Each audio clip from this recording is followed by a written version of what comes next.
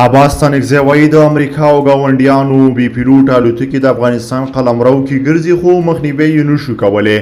سلام درنو لیدونکو، ستړي مه شئ. د طالبان د بهرنیو چارو د وزارت سیاسي مرستیال وایي چې د افغانستان هوایي قلمرو د امریکا متحده ایالاتو ترڅنګ د نورو او له هغې ډلې د ګاونډیو هیوادونو په لاس کې دی. شیر محمد عباس ستانکزي د جمعې په ورځ د کابل په دشت برچي کې د عاشورا مراسمي غونډې ته وویل، تاسو ګورئ چې اوس هم زموږ پر سر بهرنۍ الوتکې ګرځي.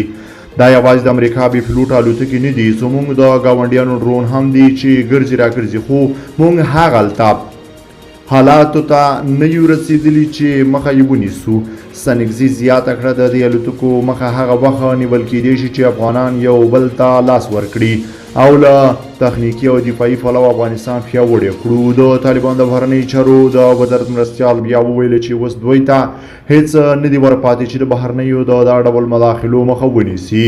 د امریکا د دفاع وزارت د پروسه کال د اګست د میاشتې د راپور له مخې له افغانستان د 2021 کال د اګست له میاشتې وروسته چې ټول امریکایي پوځیان له افغانستانه ووتل، د څه باندې 1.1 میلیارډ ډالرو په ارزښت امریکایي وسلې او مهمات چې له افغان حکومت سره وو طالبانو ته پاتې شول.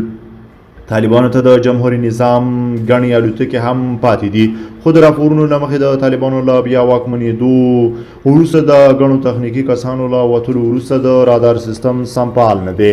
د امریکا د بې پیلوټ الوتکو په اړه د طالبان د دفاع وزارت سرپرست مولوي محمد یعقوب مجاهد په وروستیو کې له العربیه تلویزیون سره په مرکه کې وویل چې امریکایي ډرون الوتکې د پاکستان له لوري راځي، خو د ګاونډیو د الوتکو په تړاو طالبانو مخکې داسې څه نه ویلي لکه اوس چې عباس ستانکزي اشاره ورته کړې ده.